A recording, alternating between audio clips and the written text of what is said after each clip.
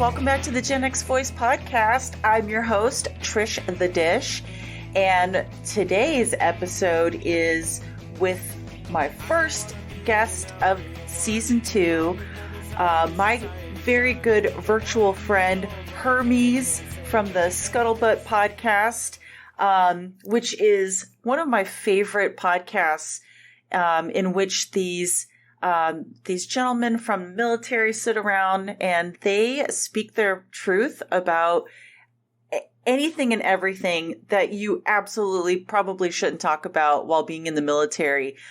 They do it completely anonymous.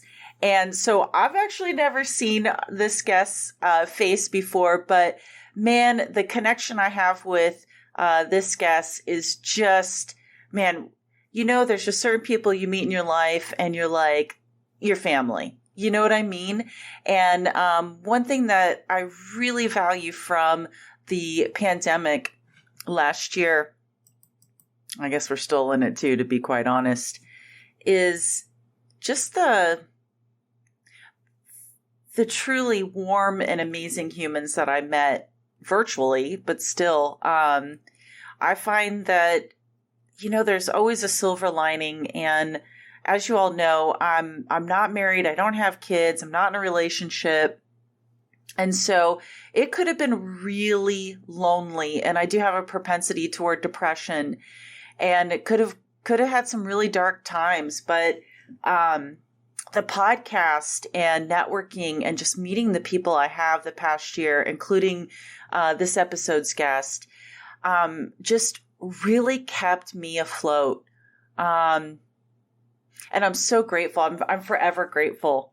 And what's really neat is that it's not just like, oh, hey, you're a podcaster, I'm a podcaster. It's like when I was on their podcast, on Hermes' podcast and the guys that he does it with, you know, we just had such a great time and such great conversation. So I was super excited to have Hermes come on over here and talk about some of the stuff that we like to talk about over here, which isn't very dissimilar to what he does on his podcast. We really went everywhere. It's a little bit longer episode.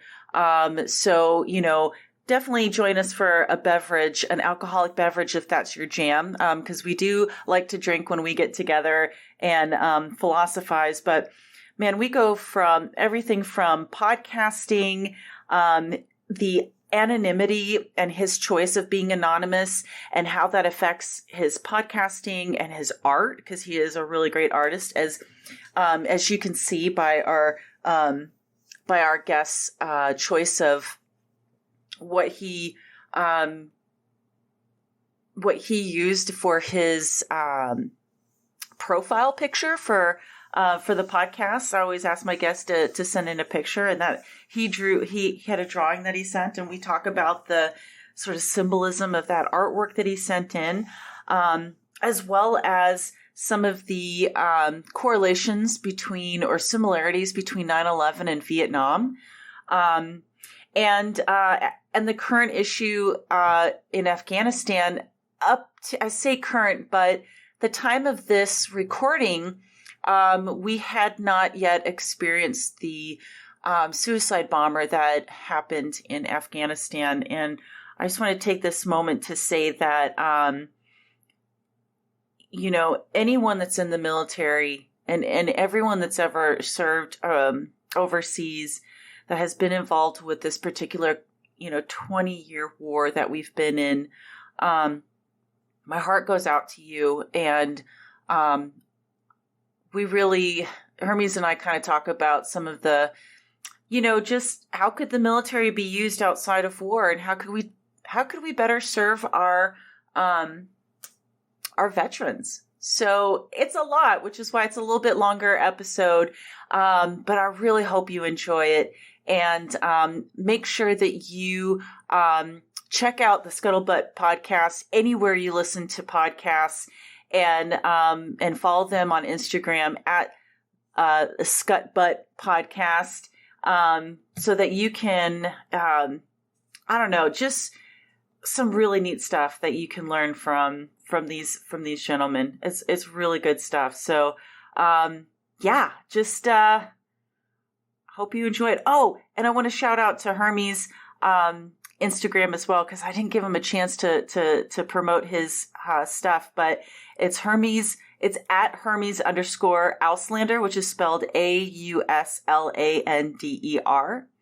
So make sure you check that out. And again, it's the Scuttlebutt Podcast. I think I said it incorrectly a second ago. On Instagram. Great art, great podcast. Enjoy the show. Hi, Hermes. How's it going, Trish? How are you? Oh, it's going great. I am so stoked to have you as my first guest for season 2 on the Gen X Voice podcast. Why don't you tell the listeners what year you were born and what generation you identify with? So I was born in 93, so I technically am not a Gen Xer, correct? That's correct. Yeah. You would be right smack in the millennial.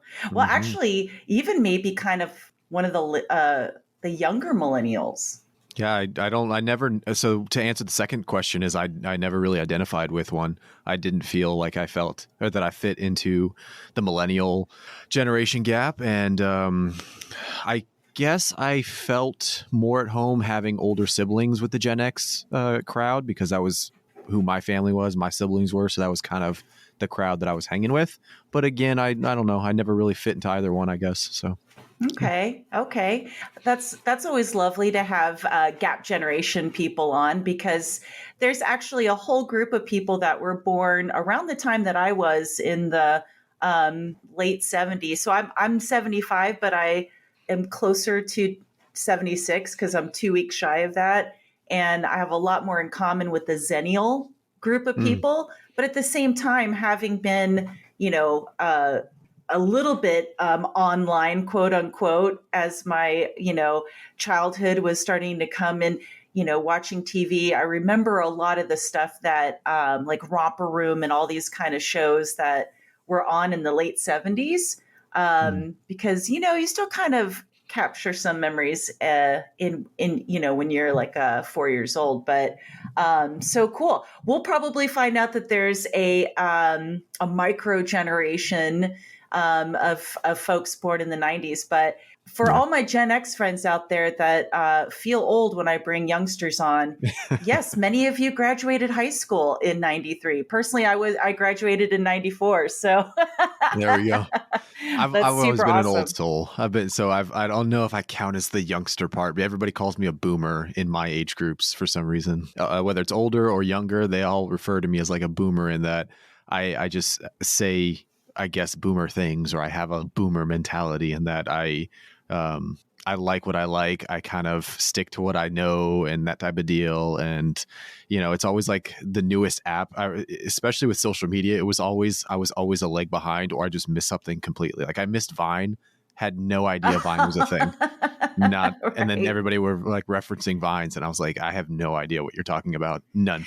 So yeah, that definitely doesn't make you a Gen Xer then, because Gen Xers, as everyone may or may not know, were kind of the ones who started a lot of the apps that are super popular, like YouTube and blogging and a lot of, MySpace and Twitter. They were all started by Xers. So that definitely sounds like you're not of the Generation X mentality, because we're always like, what's that? Oh, we're right at home in technology. But then again, that might be the younger Gen Xers like myself, because we just always had electronics in the house and video games. But you know what, Hermes, before we go too deep into that, I want to do a nod to your podcast, the Scuttlebutt Podcast, in which each guest that you have on, and by the way, guys, I was a guest on the Scuttlebutt Podcast during my summer pod tour.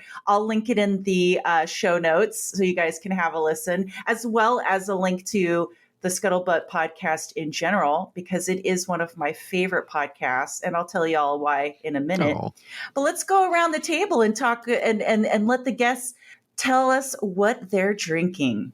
A nice little ode, or a nice little nod, right? Cheers to you, brother. Cheers to you, Trish. So you want me to go first? Yeah, you're my guest. I have a Rogue Colossal Claude. Rogue's one of like the sponsors of our show, Scuttlebutt Podcast. They send us beer and spirits often, and as much as we drink, we'll take whatever we can get. So they send us some really good ones. If you guys like ales, they do ales, lager, stouts. They're an Oregon-based company or brewery, so I really like them, and that's what I'm drinking on tonight. Rogue is one of my favorites. Having lived in Oregon, definitely a fan of Rogue IPAs for sure. Well, cheers on that. That sounds delightful. And I'm sure everyone knows by now that I am a huge supporter of Tito's vodka. And one of these days, I'm going to have to sit down with you and figure out how in the world you got Rogue to sponsor, because I would love to have Tito's sponsor. You know, I love my handles of Exactly. Tito's. They're vegan friendly, and I always like to pour them with a sparkling beverage. And I went to Trader Joe's this morning before we recorded and picked up their blueberry lemonade seltzer. So I've got that in here. Some nice Delish. ice. So cheers to you, Hermes. Cheers to you, Trish. Happy to be on. This is going to be a blast. I can already tell. Oh man, I'm so excited to have you on. So I'm going to tell the listeners a little bit about how we met. As you know, this is always a nice thing to talk about these random people, because I do have friends that are like, how do you know all these different kinds of people? I think variety is the spice of life, and it's really fun to be really open-minded to people that you meet. And the way I met Hermes was he was one of the first, if not only person to comment when I did my first live stream with what is now called the Podcasters Collective. And it was really great because as you've talked about, because you had Tom, one of the founders of the Podcasters Collective on, and you had talked about how that was kind of your first jaunt into live streaming. And, you know, it's people like you that made me really like it too, where people are commenting in real time and asking questions and really kind of giving a layer to just what is just a usual interview style. And so really appreciate just the support and the humor. And especially the second time when my friend Vicky and I were on, and we got kind of sexually harassed because of our topic of sex and the generations. And and I just want to say, like, I know you're more like a little brother, but that was such a big brother move to be so awesome and be a total rad feminist in that manner. So I really thank you, Hermes. Oh, there's no thanks necessary, really, Trish. I agree totally. I love the live streaming vibes that you get from it. And I was hooked immediately, and it was because of you know, of the interaction we were having online, of you responding in real time, and like I was like, oh wait, she just read my comment, she just responded to me. Like that's awesome. That is so cool. Right. You know, and the humor, and you know, getting to, like you said, add that little layer to a conversation that I wasn't a part of, but now because of technology it was just like, oh, I get this. I understand live streaming now. And so when you see like trolls and you see like these I don't remember what I referred to, like basically boys, when you see, you know, these immaturities happening in the comments, I was like, yeah, it's sort of how it goes. I don't know what else to tell you other than, you know, we got your back, Trish. Don't even worry about it. Yeah. So and what's neat about live streaming is that, like, unlike a tweet or some random message that someone dumps in like a you know, Facebook group or like a, you know, Instagram post, you're able to like block them immediately or, you know, put them down immediately and then block them so they never can respond. And so that's super rad. But what I really love is not only did you guys have fun with that, you completely embraced it with your podcast. And I want to talk a little bit about your podcast and how I'm doing this solo, right? And so it's like, I took 2 months off this summer because I do all the editing, marketing, you know, booking, all the things. But you have a trio. You've got Morpheus and Theron, who are your homies doing the co-piloting with you. Why don't you tell us how you got your podcast started and what it's like to work with three friends, and the cool thing that you have Patreon members are allowed to access your live streams and video. Mm-hmm. Yeah. So I, like you, was soloing for a while. I started it I started it in 2019, like November timeframe. I was just like messing around. I got some gear and just wanted to see what it was about, experiment.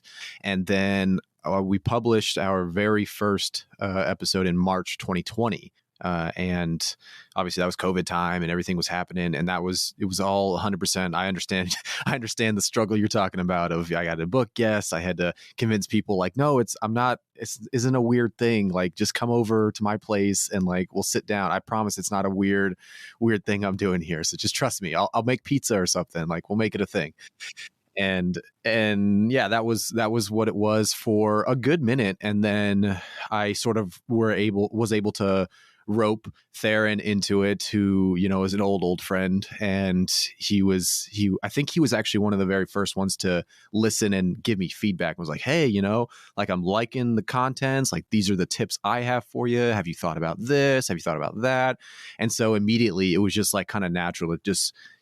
I've worked with him in the past for a lot of different things. And so getting the feedback from him, it was just a natural progression of like, hey man, do you want to help? Like, I'm doing a lot of stuff right now. Do you want to help take some of this? And so he ended up taking over now, not only as co-host, but over all of the social media and the marketing and all of that stuff. He also helps book, like all three of us book.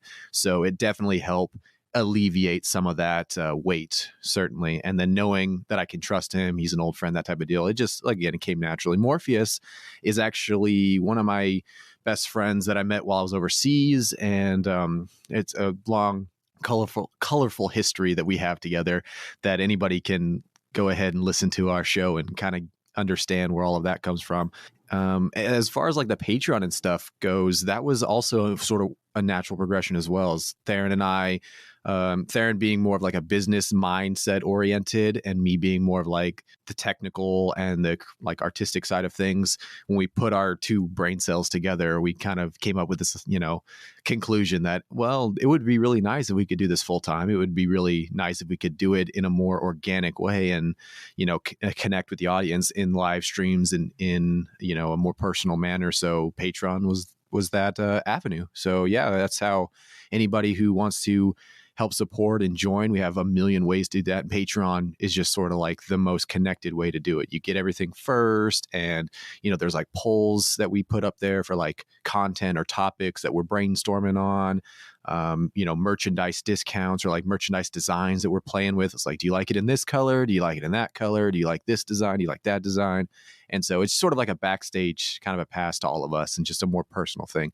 And I thought that was really cool because I don't know about you, Trish, but I'm the most frugal with I will not just spend money. So I love everybody. I wish I had $1 billion to spend on everybody's podcast Patreon tiers, but I need really something to sell it to me. So the ones that, anything I sign up for, it's got to be really like, I signed up for HBO Max for the free trial just to watch the Snyder's Cut. And as soon as the free trial was done, I was done. I haven't gone back. So yeah, it's got to really be worth it. And so that's what we try to aim for the audience, is like, let's make it worth it for them. Let's figure out, what sponsorships we can get and hopefully discounts we can get for the sponsorships. What affiliate links can we tag of things that we use, microphones and stuff. What's something we can provide to the audience and engage with the audience at a more personal level and make friends, because everybody who has become patrons has become friends as well, so we've either recorded with them or we just had long conversations with them or we shared a beer with them. So it becomes a really personal, tight-knit thing. And that's what I really am after and enjoy. So.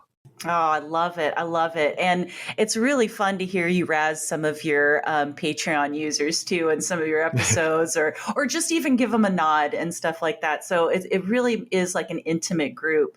And one thing that is really fascinating about your podcast. So for those non-military people, why don't you explain what Scuttlebutt actually means in the Navy world.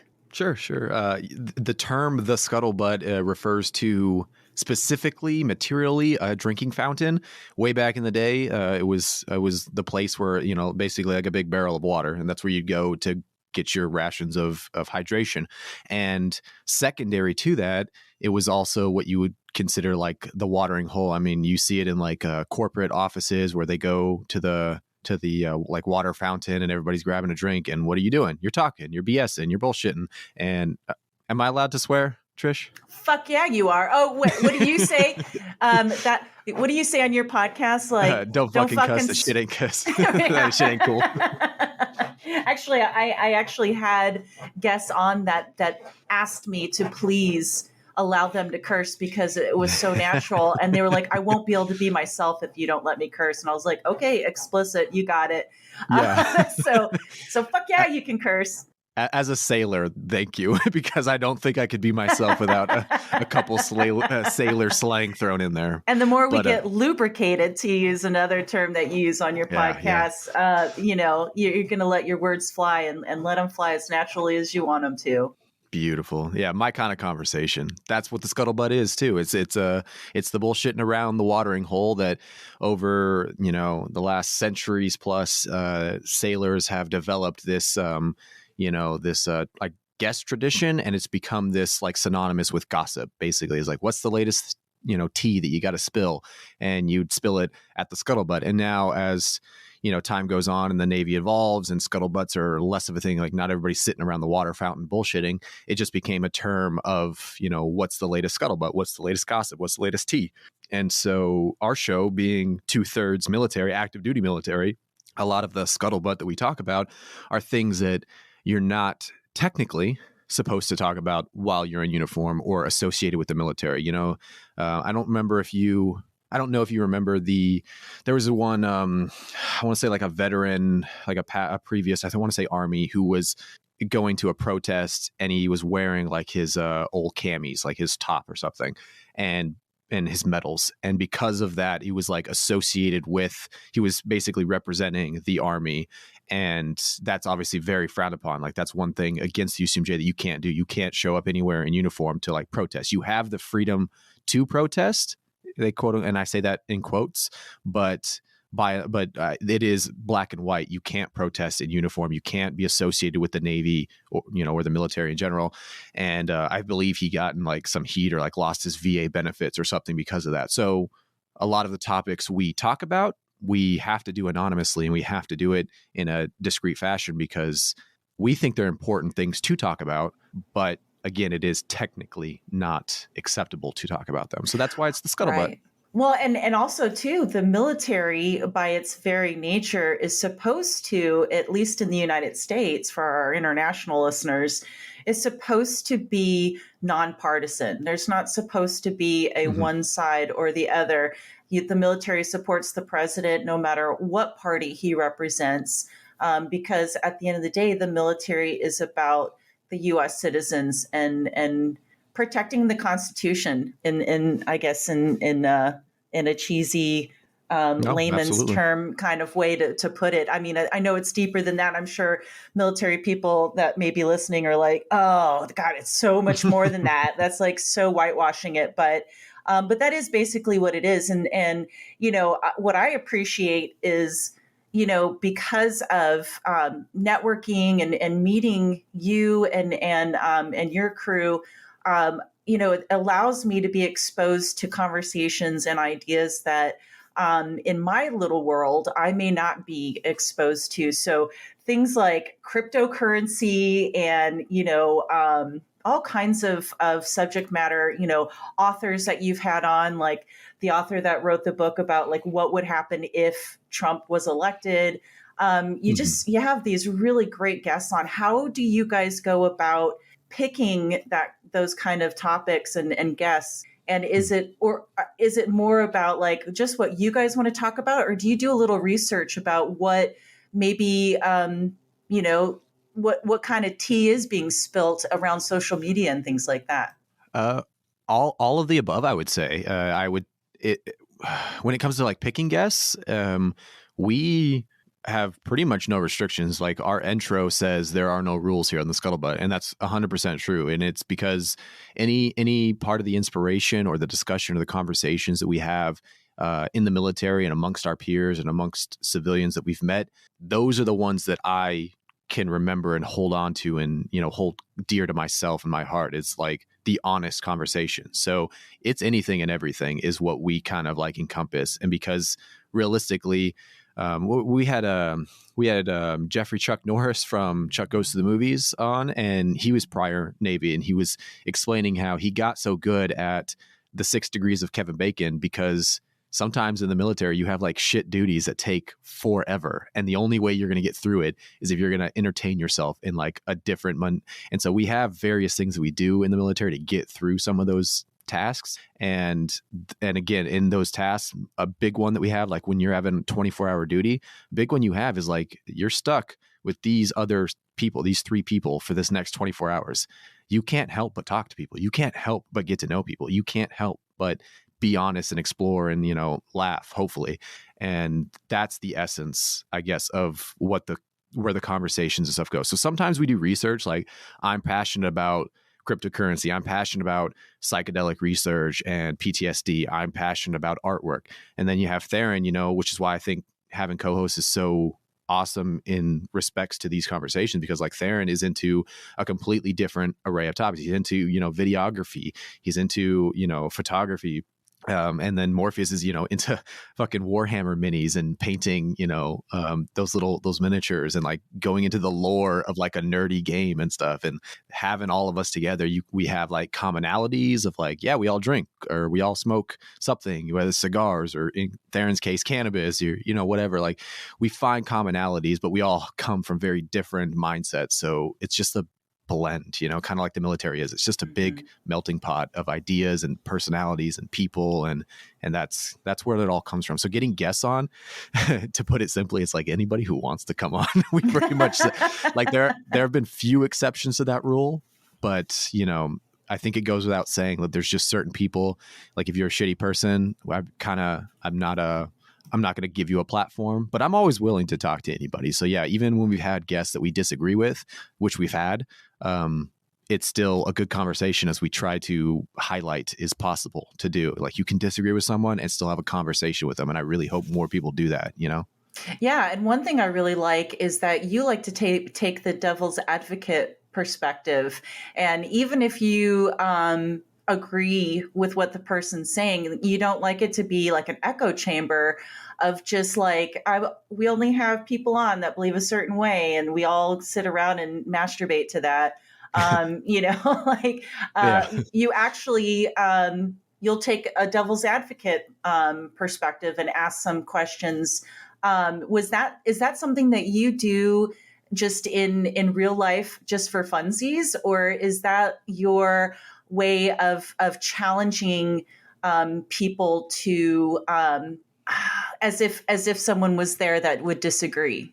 Yeah, it's both for sure. I do it all the time in my personal life, and to much avail of others often, or much frustration of others. Here he goes again, kind of thing, right? Yeah, exactly. Oh, here we like so like a sister of mine, my little sister. She's she's growing, and so she's learning, and she's got opinions about things, and me being me, I challenge those opinions so that similar to those that challenged me when I was growing up. And a lot of times she'll be like, you don't have to always have something to say about everything. It's like, you can shut the fuck up on some things. Like if I say something, you don't have to take devil's advocate. You could just agree with me. And same thing with like my wife, it's like, there's just certain things that, yeah, if you know me on a personal level, I'm sure it probably gets old, but no, I do it in a challenge, in a way to challenge, because that was how, looking back on, like a teacher that I had in 4th grade would, if I asserted something and I was, like when I was like in the enrichment class and I was like, oh, well, why do we got to do something this way if we're already doing, if we're already above the class in this respect? Like, why do we have to backtrack and do all this stuff? And they would give me a challenge. Well, here's the devil's advocate position. What do you think about blah, blah, blah?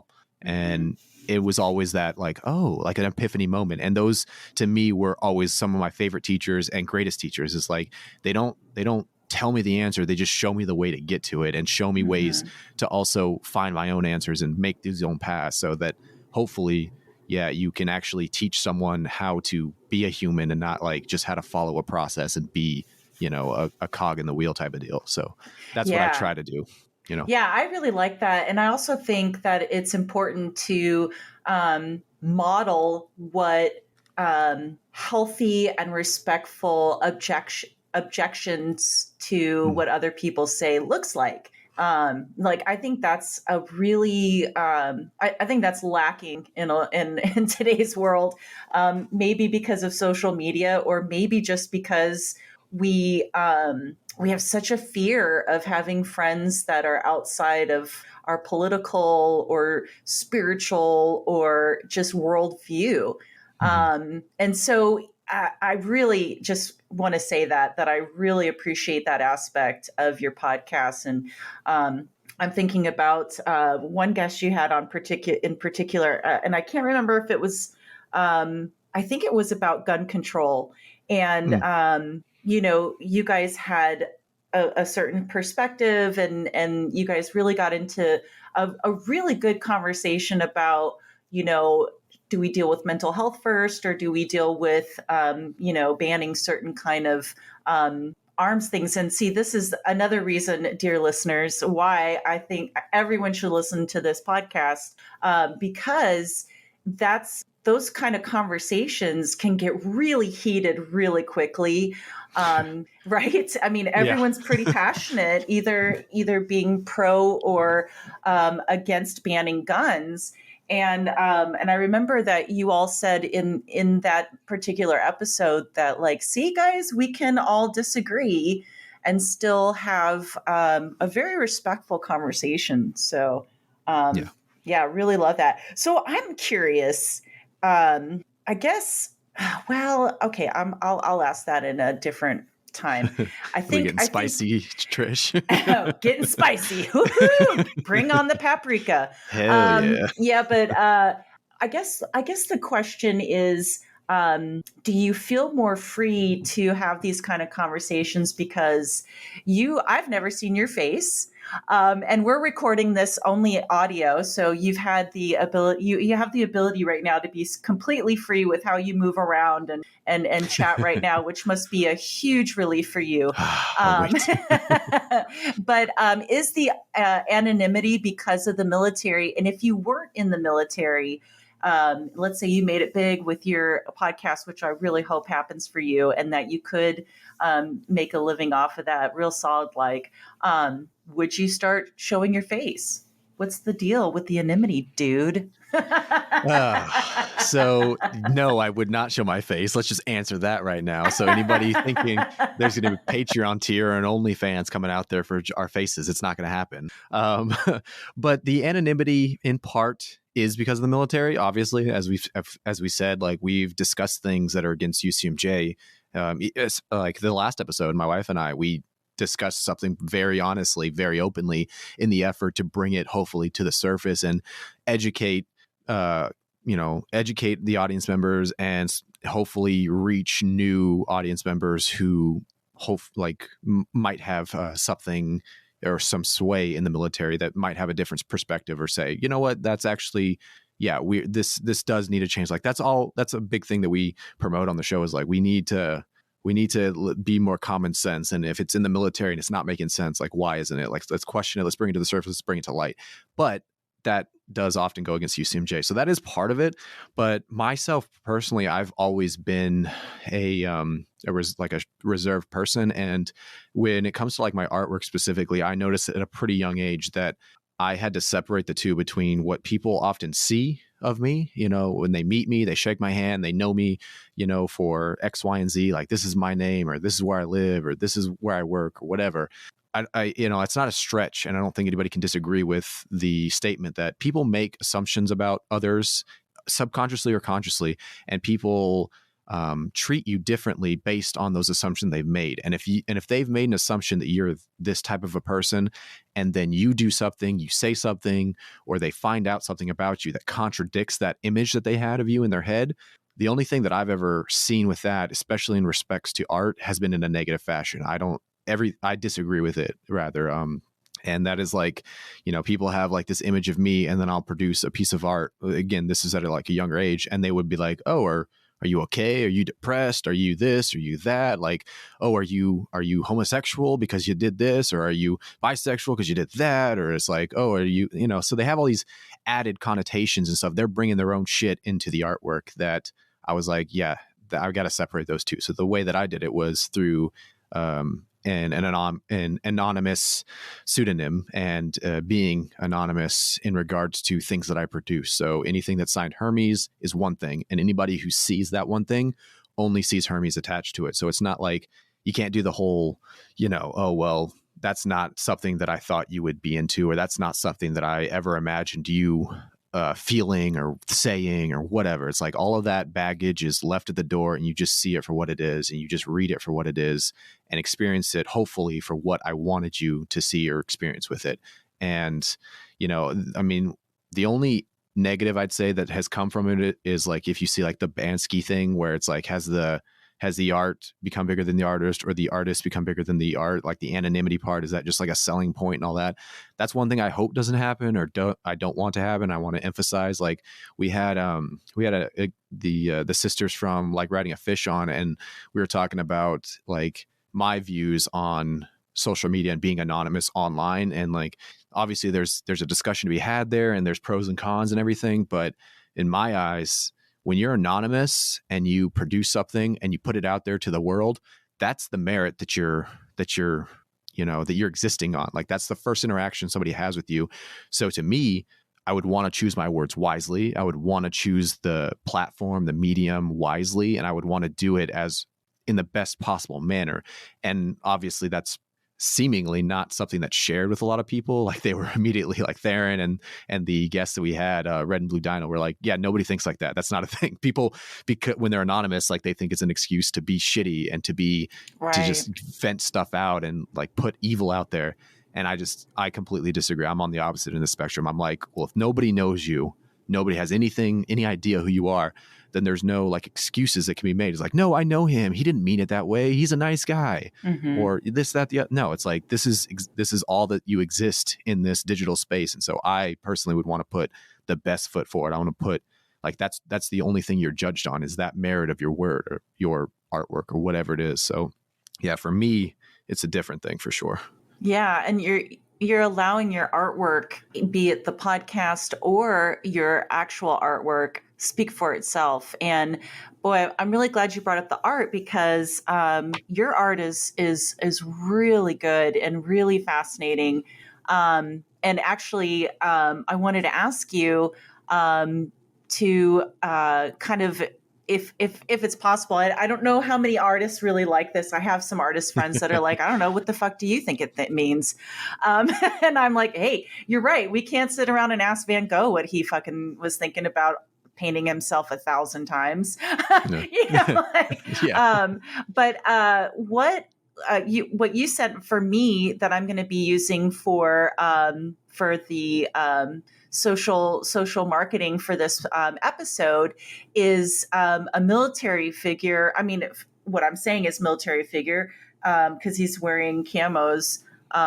Is in a kind of Christ-like manner with this pile of semi-automatic weapons in the form of a cross. What made you choose that? And did you do that specific for this podcast, or was that a series that you were working on? If you don't mind sharing that, or you can tell me what the fuck does that? What do you think it means, Trish? I'm totally okay with that answer too. Yeah. Well, obviously, what the fuck do you think it is, Trish? Should never have said that. Right? Don't open the door. Don't give me an excuse. Not with you. Right. Yeah. No, it was an older piece that I had mold over. A lot of the ideas that finally make it to publication are usually like years old, just because I'm kind of a perfectionist when it comes to the artwork or the writing. And so it'll take me a long time before I'm willing to like, okay, I think I can put this out there and like, it's good enough. That's always my mentality. It's like, is it good enough? And so that might sound kind of shitty. It's like, oh, well, was it the best work you've ever done? Like, I never think so. I always look back on it like, oh gosh, but it's one of those things that I'd mulled over for a while, and specifically in regards to like the sacrificial nature of my brothers and sisters in the military. It's like, that's where the Christ part of it came from. It's like, yeah, we put our bodies on the line, we put our mental health on the line, we put all of these things on the line, and everybody's got a different motivation for doing so. But one motivation that seems to resonate with me more, or, you know, that seems to be a constant chord that anybody can identify is like money and power. And so the crucifix being like this pile of weapons is like, you know, what's the actual stage of sacrifice, or what's the actual price of sacrifice that we're putting our bodies up there and putting our lives on the line for? It's like, you know, you can take that in the religious route, you know, of like, well, it's because we believe it to be correct and morally just, or we can bring it the opposite side of religious route. Oh, it's because of power and money, and it's because of, you know, those that dictate how people live their lives are the ones in control, and we just are lambs for the slaughter. It's the, you know, the industries that make the weapons. You know, it's not a fully fleshed, I guess, answer. It's just, it was more of a feeling and more of some thoughts that I had that sort of made it to paper and, you know, made it to canvas. And so I much prefer having like, well, what do you guys think of it? You know, what do you get from it? Because at the end of the day, that is ultimately why anybody in my eyes would do something artistic or produce a piece of art, is so that others can hopefully gain something from it. And if it's the same perspective, I guess it's cool. And that's, you know, if we're, I don't know, expressing a certain narrative, and then that's cool that they got the narrative or, you know, message. But I just really, I actually just was out this morning with Bo, another frequent friend of the show. He and I were walking around, and we went into an art workshop place where they sell like pottery and stuff. And they had like a whole back section that you could, you know, different rooms you could rent out if you were like a painter or potteryist or whatever. Potterist? Yeah. Potterist, yeah. I don't know. if you're an artist, there was studios like rooms that you could rent out, and there was tons of artwork all across these hallways and all in these different rooms and different styles, like metalwork and canvas, you know, paint, oil on canvas and acrylic on canvas, and like watercolors and pen and ink, and there's just all of this cool stuff. And we were looking through all of it, and it was just. He and I, there was one specific one, and he said the same thing. Was like, well, what do you think he meant by that? I was like, I don't fucking know. I don't think it really matters. I think it's like, what do you think of it, bro? Like, do you like it? Do you think it's cool? Like, I notice when I look at a painting, it was a oil on canvas painting. I look at the painting and I'm looking at like the detail. I'm like, look at his choice of like lighting here, and look how small this one feature is for the doorknob on like a highlight on the doorknob that is in this specific painting. And like, look at his color choice. Like, I'm colorblind, but like, so I always mismatch and do things weird with my colors, but like, he obviously isn't colorblind, because like, this looks like a, you know, photograph. Like, he's like, just look at the detail and the time, and you can see the brush strokes and like the, you know, the flaws in some of the paint as it hits the canvas and dries. And like, you see all these things. That's what I'm noticing. What are you noticing, Bo? You know? And he's like, right. Well, look at his color scheme, and look at his, look at the female, you know, model that he chose for the painting, and look at the old, like the old Victorian style building that she's next to. And like, so he was noticing something completely different, but we're both looking at the same thing. Right. And to me, that's the beauty of it. It's like, we're both getting completely different things.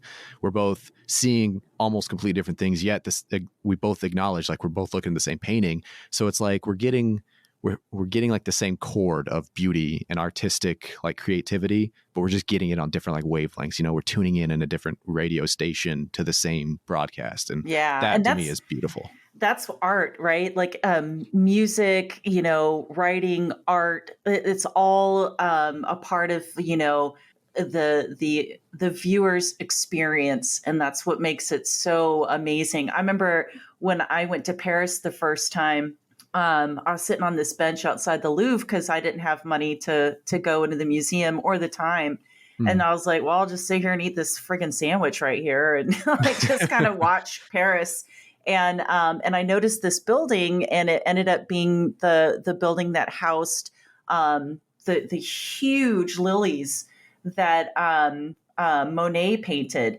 And it was only like 16 francs at the time. That's how old I am. It wasn't even euros. It was still yet. Yeah. And I was like, well, fuck, I can afford that. So I walked over and I went and all I was really paying attention to was the brush strokes, and I'd get really far back and then I'd go really far in. And then I, of course, got way too close and set off the alarm. And the security guy is like laughing at me, and I'm like, oh, diesel I just really like it. That's so cool. But yeah, that's so a part of art. And I love that answer. And actually it kind of segues really neatly into a question I was really curious about. So you were quite young when 9/11 happened, as opposed to me. I was, 25, living in New York City.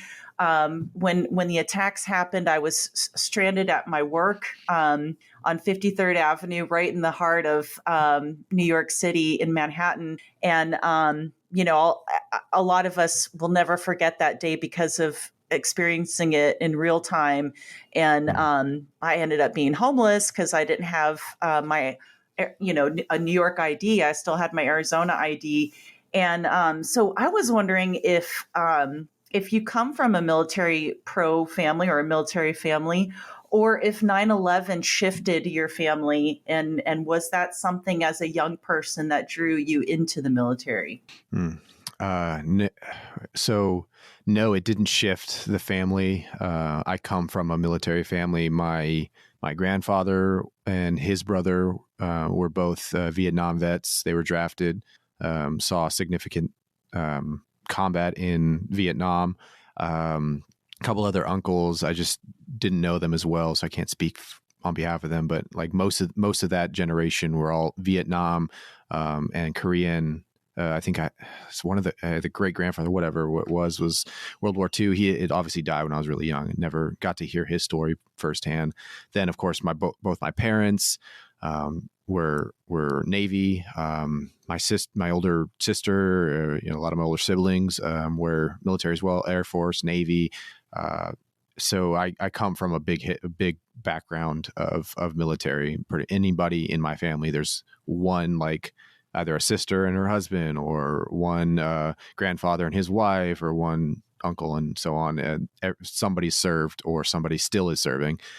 Myself and 3 others are active duty for the military currently in our family. And I imagine that's just like, yeah. So 9/11 was, I remember it very distinctly. I was young in comparison to a lot of others, certainly. But I do remember it very distinctly. And I'd like to think I have a decent enough memory. I was, again, talking to Bo about this morning. He's like, yeah, I have a great memory. Like, he asked me, what was the first conversation he and I had as friends? And he remembered it. He knew exactly what it was. And he was like, yeah, we said this, and then you said this. We were at this place, and this is what happened. I was like, dude, like, that's a crazy. And he's like, yeah, he called it a stupid memory, because he's like, I can remember the smallest details about the most minute and unimportant things. But when it comes to like an advancement exam, I'm blank. I can't remember a single thing. And I'm like, I got you there. I get it. Like, everybody's memory's everybody's memory's a little different. But for my childhood, I remember, all the way back prior to even being a toddler. Like, I have a pretty good memory of where we lived. And I remember dogs that we had. I remember my mother being pregnant with my little brother, my little sisters.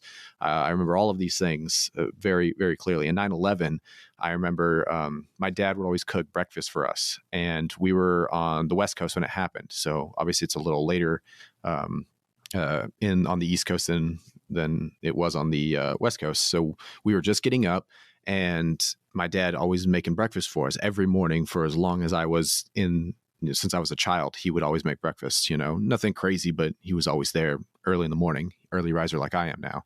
And that morning specifically, I come down, I'm ready to eat, and he's just arms crossed in the middle of the living room, staring at the TV, just like muttering basically under his breath. And so I look at the TV and I see it's like the news, and I see that there's some smoke and like a building. And again, being like 7 or 8, not like fully like just waking up, not fully grasping. I was like, what's going on? What's going on? And he's just muttering and like, oh my God, these, sons of bitches, what's going on? Like, and it was at that time as well, like within the next 30 to 45 minutes between when I was normally going to be eating. So I got like a bowl of cereal or whatever. So the normal time of where I'm eating to where I'm leaving to go get on the bus to go to school, the second tower gets hit.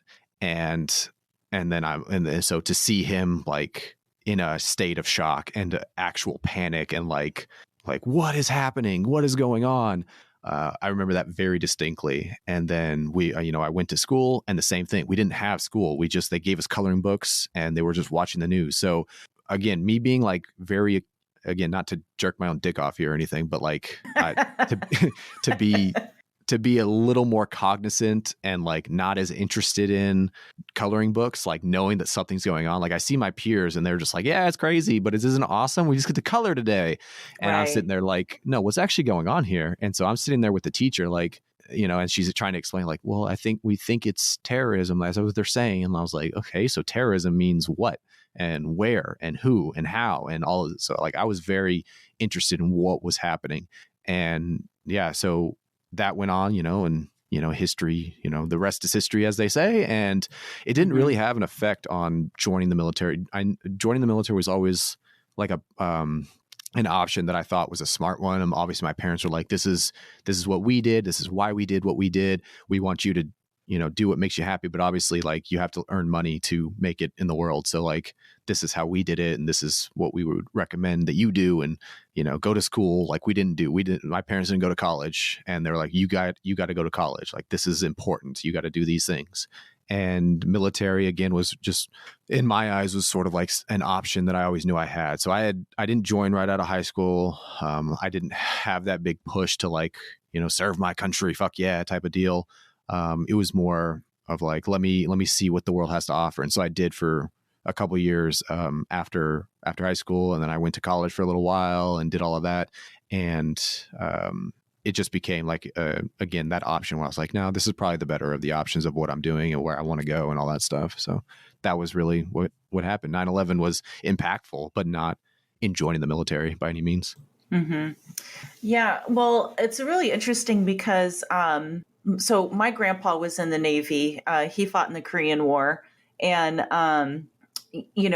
I was always a super pacifist. I really appreciated the sort of, civil disobedience. I loved Henry David Thoreau and Gandhi and Buddhism and all that stuff. And for me, when 9/11 happened, it was like, I actually started an online chat discussion with my friends on like, can we take a breather instead of reacting to this and assuming it's terrorism? Can we or assuming it was Osama bin Laden? Like I remember like almost immediately, all things were pointing to him even before we had collected a lot of truth. And I was like, whatever happened to, innocent until proven guilty? Like, why don't we have like a court? And like I just was trying to be, even though I was knee deep in the middle of New York City, and all I wanted to do was find my friend Angelica in Brooklyn, and and then seeing the towers, and just experiencing that firsthand. Everyone around me was in panic and hate mode, and I was just like, I would much rather us discuss and can we figure out what's happening and what's going on before we just assume and start bombing. And it's really interesting that we're having this conversation. So we're recording this on August 21st, right after the shit has hit the fan in Kabul in Afghanistan and pulling out the troops. And I listened to a really interesting, because I'm a nerd and I listen to NPR Weekend Edition, and they had a Gen Xer on who was in third grade when she got pulled out of Vietnam, and she hearkened to how when that happened, when everyone was pulled out of Vietnam. I'm kind of jumping around here, but I do have a point here that'll streamline it all in a second. So bear with me and my ADHD. Yeah. But, she was saying how, like, when we left Vietnam as Americans, like, everyone was saying how they couldn't believe how quickly the communists took over Saigon. And she's like, and she's literally hearing the same thing with Kabul. And, I guess the question I'm wondering is, from your, because you are from a different generation. So, and obviously, from a different, family background. But you also seem like a kindred spirit to me. Did you ever wonder, and you talked about being overseas, did you ever wonder why we went to Afghanistan specifically, and what are your thoughts of pulling out so quickly? Do you think that we should be there forever? And do you know anything about Vietnam, having so many Viet vets around you, to know about that sort of history?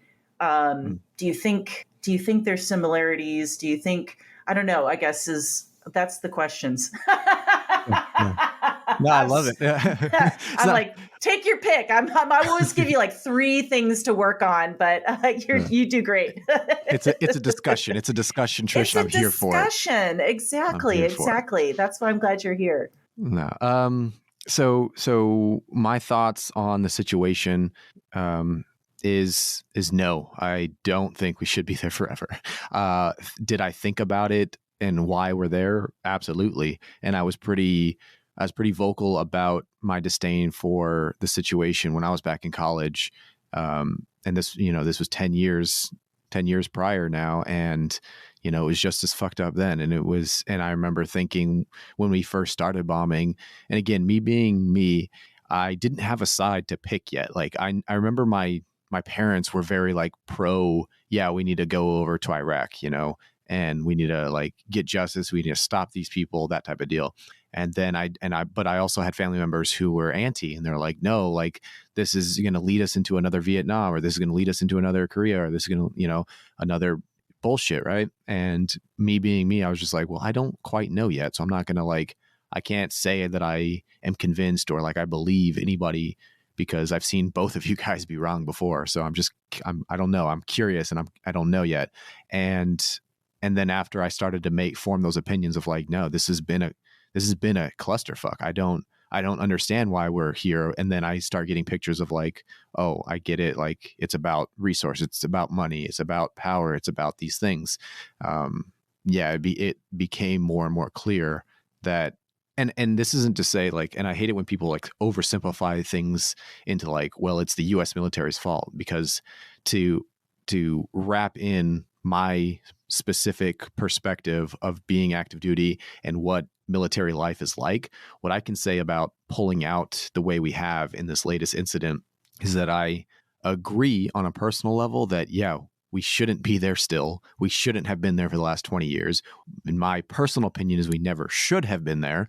It wasn't Iraq. It's not the same as Iraq. Right. It just all of it. Well, even Iraq, I don't believe that we should have been there. Like, but all of just saying, conflicts. Like everyone was so like, go bomb Iraq, and Desert Storm Part 2 kind of thing. But it was like a completely different country. I don't know how many people realize that Iraq and Afghanistan are not the same country. Yeah, not many, probably, to be honest with you. Right. So that personal aspect aside, my understanding of how it actually works and how things actually get done in the military, I sympathize with the situation, because people will judge, be like, well, why did we leave so suddenly? Why didn't we give anybody any warning? Why didn't we do this? Why didn't we do that? Why, I'm like, because nobody ever knows anything is going on. We only know what our superior tells us. And if our top superior, say what you will about current commander in chief, I'm not a fan, just as I wasn't a fan of the previous one and the previous one before that, and so on and so forth. They, in most oftentimes, don't know. So if my understanding of our leadership is that the one at the top and the one closest to the top and that whole, congregation of assholes have no idea what they're doing, then I don't expect anybody amongst my peers and myself to also know what we're doing, so that we basically make it up as we go, do the best we can with what we have. And so I understand that the order came down on the day it came down. It's like, we are leaving today. Get your shit, get to your position. We are leaving. That's it. And I know what it looks like when those types of orders come down. And so when that happens, it is sort of like a panic. It is sort of like all right, hurry up. It is and in the military, we're always in that like mindset of hurry up and wait and hurry up and plan. And like, I talked about this, I recorded an episode with Bo last night, so that'll be coming out later on. And we specifically talk about our perspective and like our personal opinions just briefly on the situation. And it comes down to like, personal opinion is we never should have been there. But guess what? We were there. And because we were there, I'm glad that it's finally ending. It should have ended a long time ago. I'm tired of losing friends to it and making more, more conflict and more issues happen overseas, because with all of the indiscriminate, bombing that we've done, drone striking that we've done, and carelessness that happens in conflicts like these, we end up producing more radicals. We end up producing a more, a larger disdain and animosity for the U.S. And in my personal opinion, like, we could be doing much more humanitarian efforts and much better efforts in a much better way in other parts of the world, or maybe in the Middle East, than having a conflict of boots on the ground, wasting the trillions of dollars that we have wasted, and so on and so forth. So I would support the fact that it's ending, but just like all of the things that are complicated and arise from conflicts like this, another reason why I say let's not be in a rush to get into another one, because these are the collateral damages of it. Is people suffer, people die, and there is never a good or pretty way to do it, and I guess that's the most respectful way I can say it, is that I have disagreed with the whole process, and now that it's finally coming to an end, I can just say I'm glad that it is coming to an end. And it is shitty that we did what we have done, added to the instability and furthered the suffering of others in other parts of the world. I hope that this is a further eye-opening and awakening for the general population to say enough is enough for these types of things. Like, we don't, like, this is what's going to happen. Like, I say that, but I also don't have a lot of faith in that, because like you're equating it to like Vietnam. I would assume that those that watched Vietnam happen would have been more vocal against the Iraqi conflict. But here we are, 20 years later. So again, I hope that that's the case, and I hope we can learn from this, and I hope we can prevent ourselves and our future generations from doing this. But I doubt that that's probably going to happen, on a cynical note. Yeah, it's funny because I was a part of the whole anti-war movement that was happening in the U.S. in the early 2000s. I was in a punk band, and we sang songs about the war and how pointless it was, and no blood for oil, and all kinds of slogans. And I was in Central Illinois at the time, and I felt very alone, because I was usually one of 5 people protesting, and but I'm curious for your generation, do you, and I know I'm kind of pigeonholing you here, because as you said, you don't really super connect with your millennial tag, but do you think that the idea of military and pro or anti, do you think that has changed since maybe 9/11, or even in the last 20 years in general?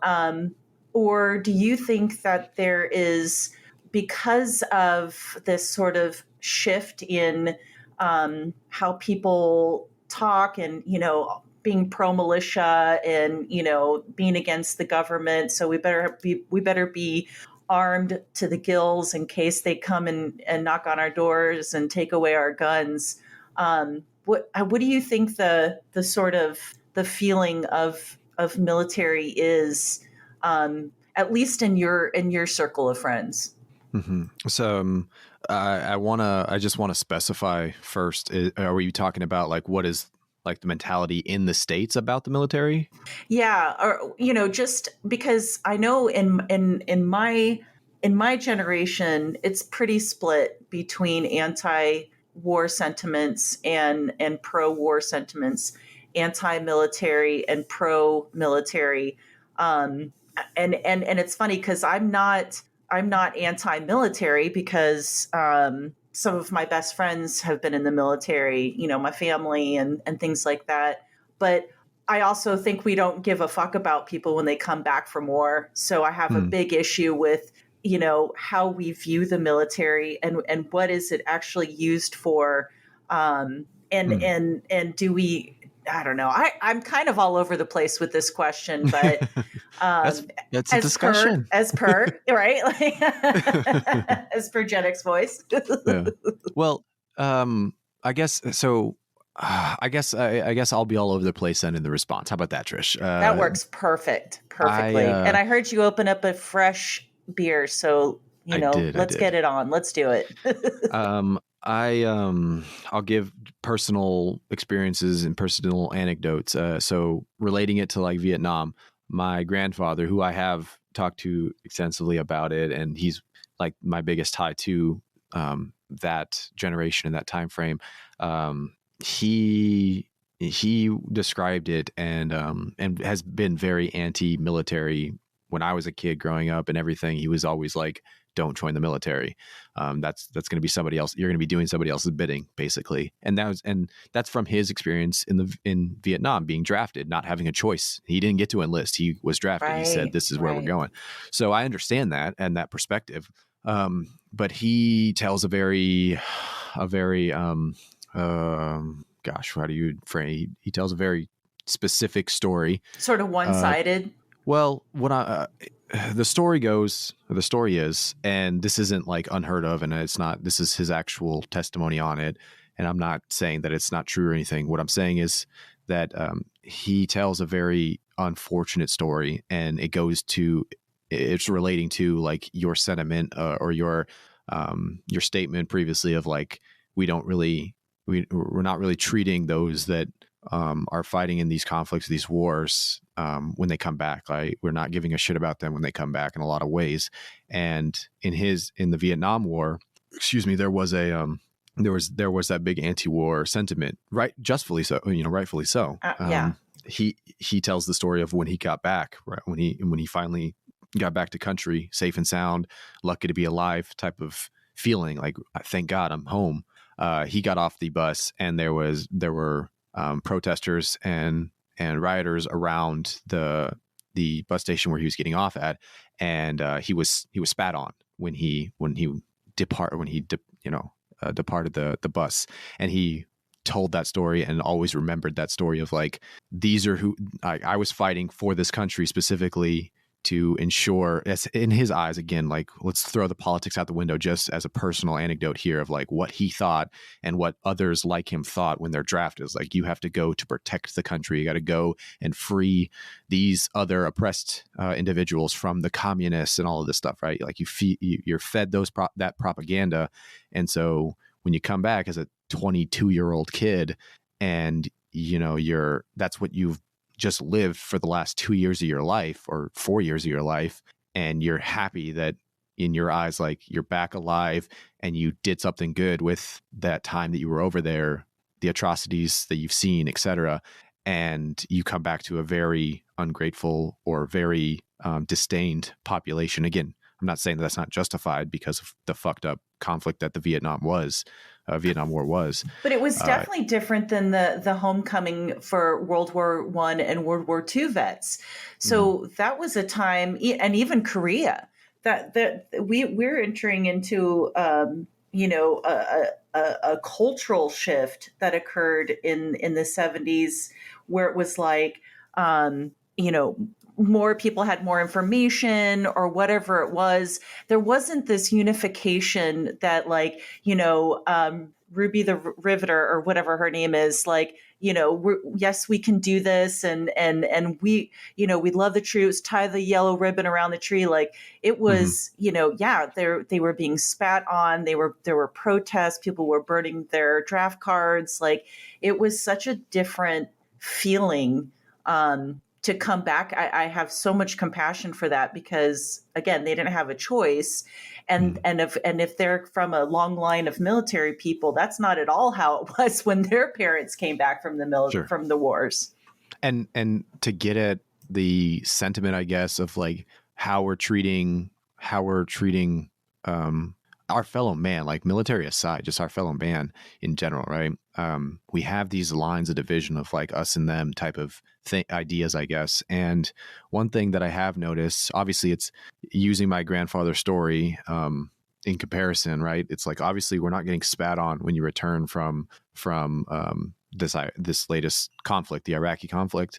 But in a way, it is a smack to the face when the VA refuses care for, like burn pits and things that were mandatory. And that's, again, we had to follow these orders. Like you get an order to take the trash and you burn it in the diesel. And when you're, a lowly E2, that's what you're doing. That's who gets shit detail are the lower. And so like you're these a lot of young kids who are exposed to all of these things that nobody was giving a shit about during, right? So it's like, we've had this mentality. I mean, with Vietnam, like we weren't giving a shit about drafting all these kids to go fight for this stupid cause. I mean, people might say what they will about that statement, but like a cause that, like I said, I would have disagreed with at the time as well.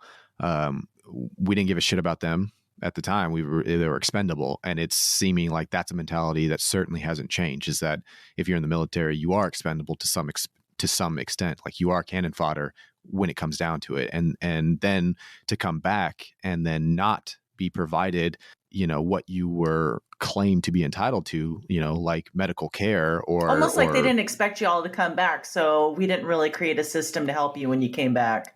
The lack of planning. Yeah. Just like when we're getting out now, it shows the lack of planning. Like I said, when I sympathize with the situation of us leaving Afghanistan now, and people are like, well, why didn't we do this? And why didn't we have a plan? It's like, we never do. We don't, it doesn't seem like we ever have a plan. And that's right. Something that maybe people should be paying attention to now moving forward, so that the next time somebody comes up to, the fucking Congress is like, we got to go to war, or we got to go to this place to do this.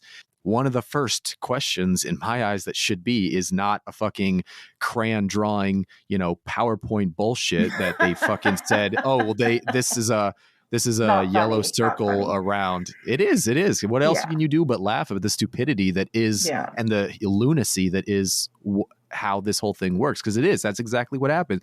We think there's MWDs in this location. I've drawn it in a circle with a yellow crayon, and that's where it is right there. So let's approve a budget of billions and trillions of dollars to go do that, and let's expend and waste all of these lives, and all of the lives that will be impacted from children that are born from this conflict, from all of the troops returning home with PTSD, or troops returning home with one leg or multiple limbs missing, and so on and so forth, homelessness, etc. All of these ripple effects that are happening. That's the question I want actually presented the next time the narrative is spun, is like, well, this is our next enemy, whether it's Russia or China or whoever it's going to be in the next 20 years. That's the question I want, is like, well, what is the actual reasoning? What is the actual plan?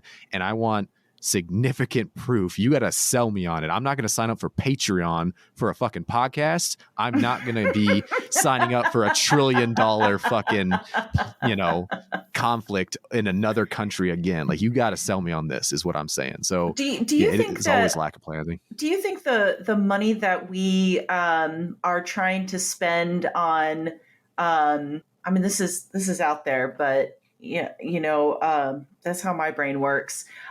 Good. Yeah. Do you think the reason, one of the reasons that Biden finally decided to pull out was because of the $1 trillion spending that he is trying to do with infrastructure and taking care of our country now?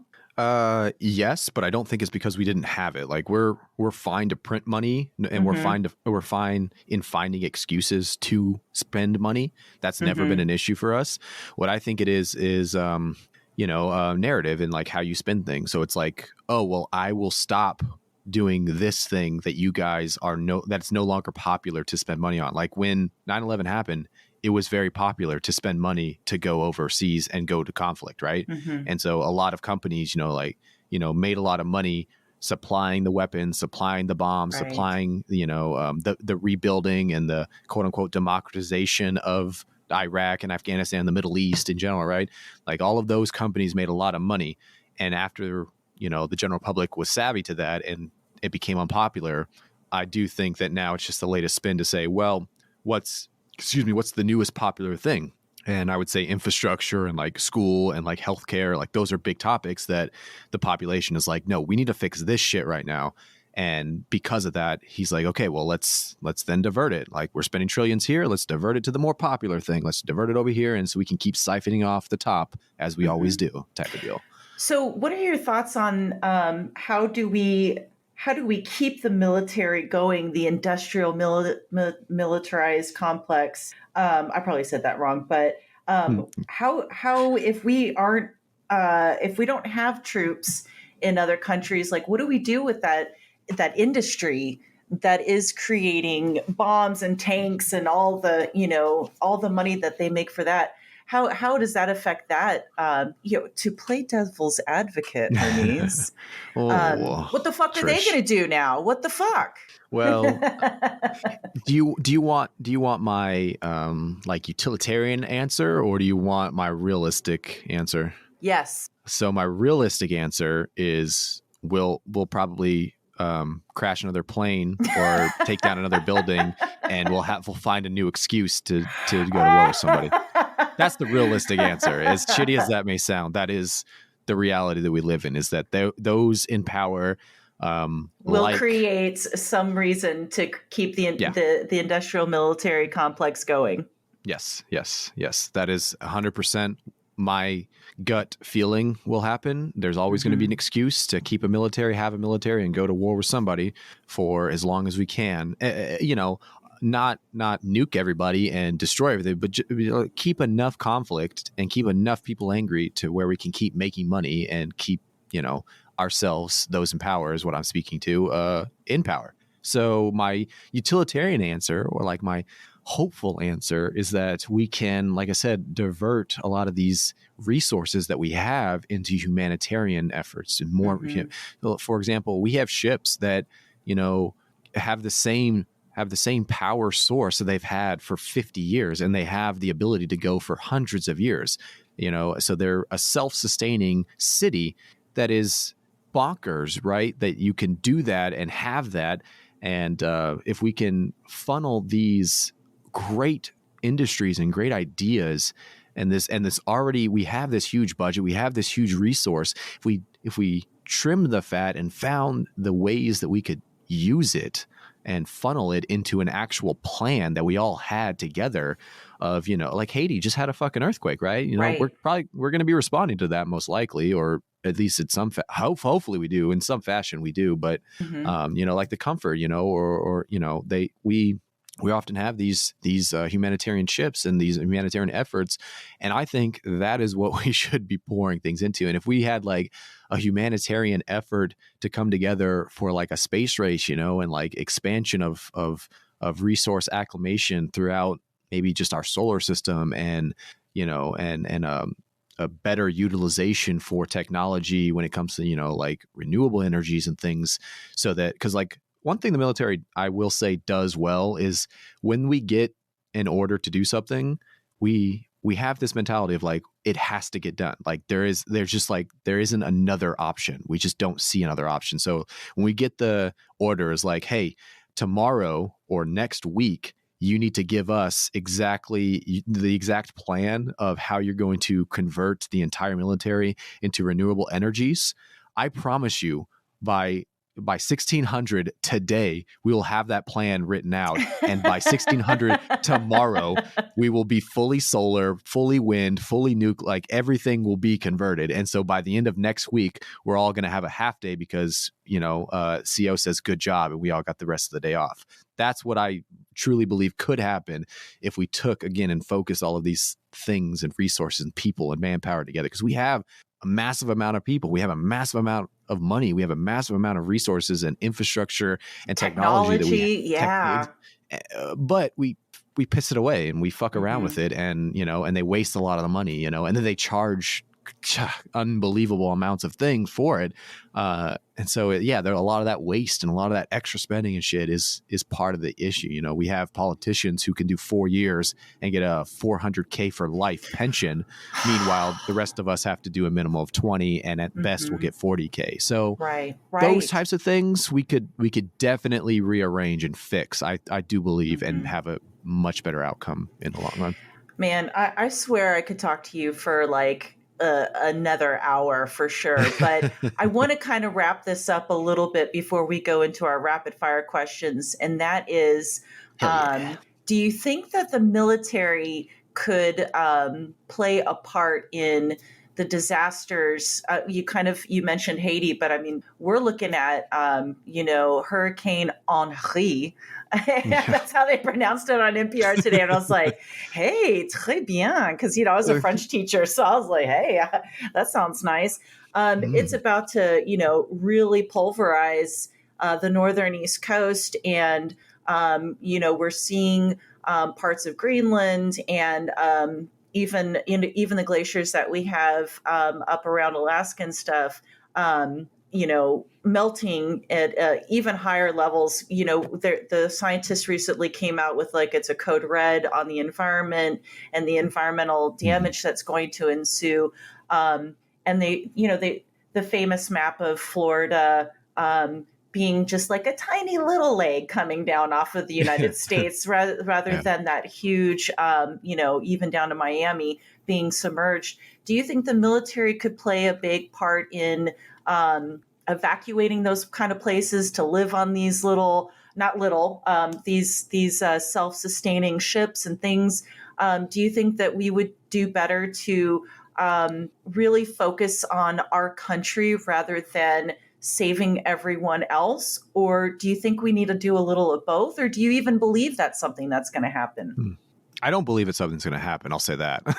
Unfortunate as that may sound, I am a cynic in a lot of ways in that I've just seen too many things in my life now to not be a realist. And realistically, I just have very little faith in humanity. I want to have faith in humanity.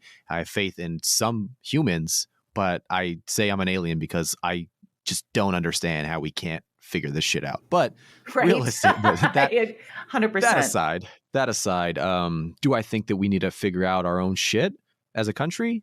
Absolutely. Do I think that we shouldn't help other countries? No, I do think everybody needs to be helping everybody. If you have the means, I can't remember who said it, but it's if you have the means to give $1 to someone or to buy a coffee for someone, then you have the obligation to do that. And if you have no money, you have no means to help anyone, then you have the obligation to help yourself. You have the obligation to smile. You have the obligation, no matter what it is that you can do, you should be doing it. And us as a country can be doing a lot in the world.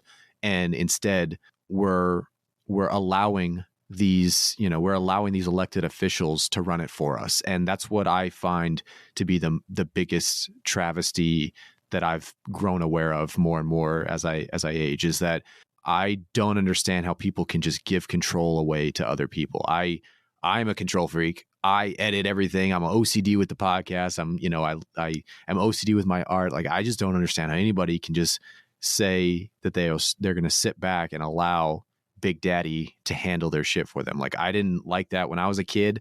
I disagree with my parents, as they can attest to. We had some fights growing up, and that was because I have some thoughts and I have some feelings, and I, again, don't understand how anybody else can't have those things. So when your fellow man, is out there in need, if you have the means to help, then I find it morally obligated. You are morally obligated to provide the help that you can provide. That's just me. So you don't believe in the bootstraps, lift yourself up by your bootstraps theory, and I do. So this is what keeps you from being 100% libertarian, because I know that you've talked a little bit about that on your podcast, because I believe either both or one of your co-hosts is super libertarian, and that's Morpheus for you. and that's the thing that whenever someone says, "Oh, you're obviously a libertarian," then I always like the argument, no, because if someone needs help, I'm going to help them, and I think that's a healthy progression of humanity to go. I don't.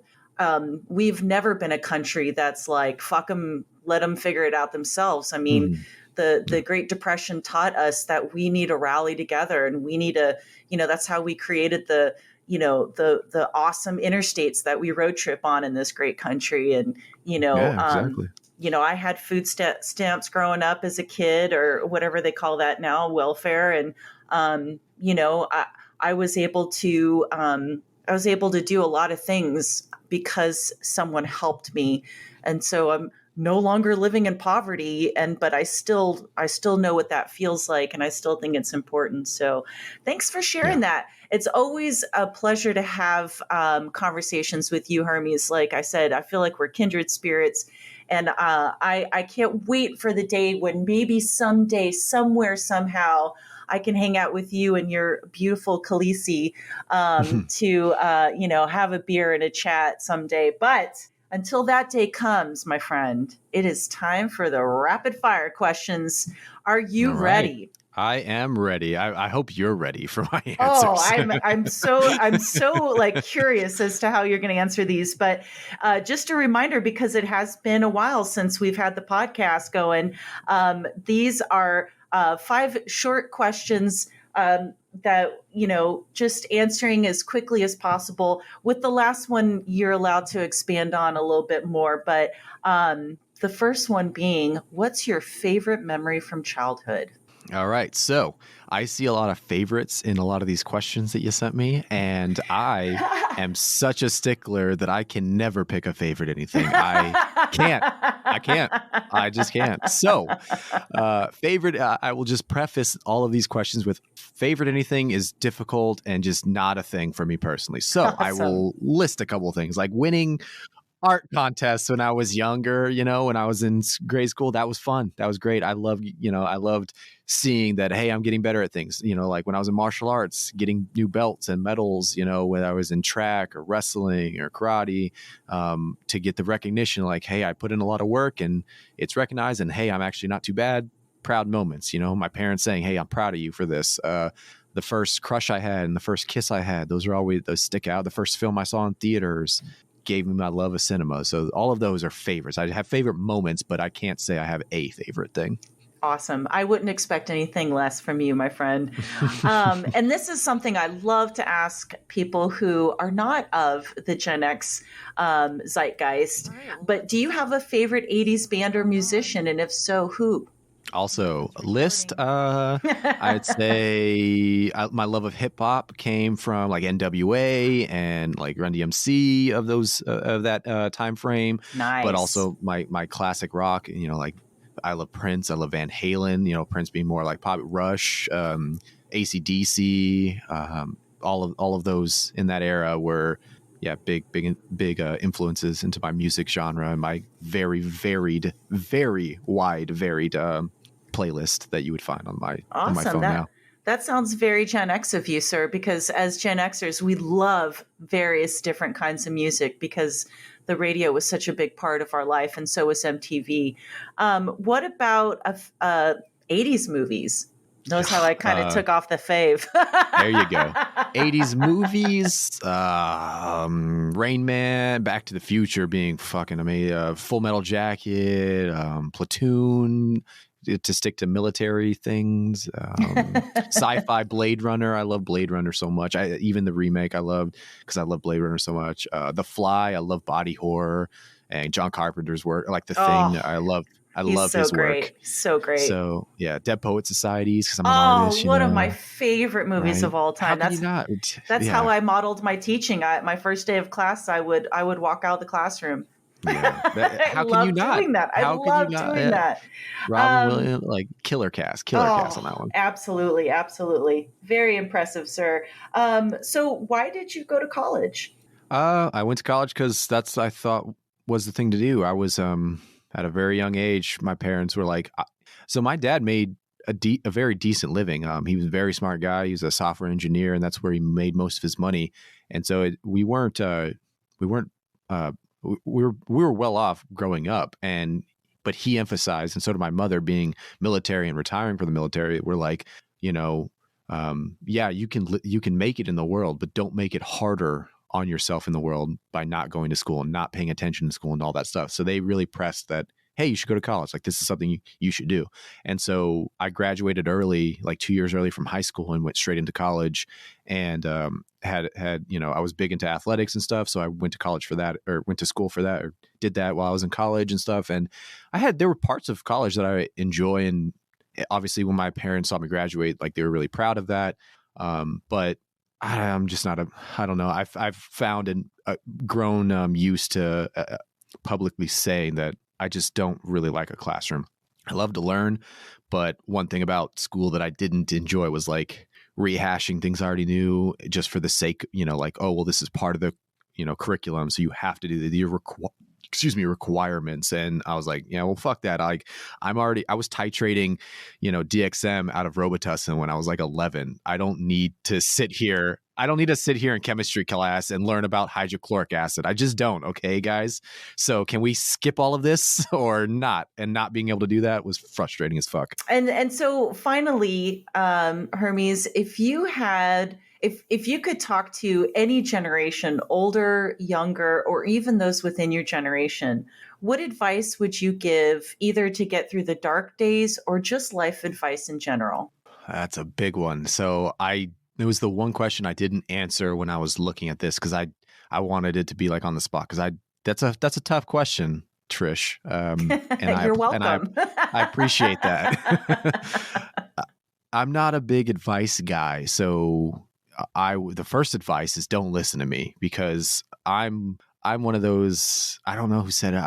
I'm one of those that is like, I'm not an advocate for drug use and masochism or violence, but they've always worked for me. So because I've said, saying that, I'm like, don't listen to me. All right. I'm the worst person to ask advice for. Things that have helped me, I will say though, that hopefully help others, is like artwork, creativity, expression, being honest about those things and doing them to the best of your ability. And having the foundations of like love and kindness and creativity and intelligence and having those things as like a foundation, a basis, have done me well. Again, like, I'm the last person you should ask for advice, but if anybody wanted to take anything, I would say do those things. If nothing else, like, try to live your life and hold kindness, love, compassion, creativity, intelligence, those things in above all else, and who you meet and how you hold yourself, just do it to the best of your ability. But I don't have an answer for that one. I'm sorry, Trish. I wish I did. I feel like that was a pretty good answer, Hermes. Thank you. All right, brother. Well, thank you so much for coming to hang out with us today on the Gen X Voice podcast. It was such a pleasure to get you here and talk to you for a while. It's a blast. It's a blast, Trish. I knew it would be. I was looking forward to this, and I really appreciate you having me on. This is a good one. Anytime, we'll swap again for shows. Like, anytime we just want to talk. Thanks for listening. And if you think this is worth listening to, please subscribe, share, and leave a review. Be kind to each other, listen to each other, and let's stop being separated by our differences.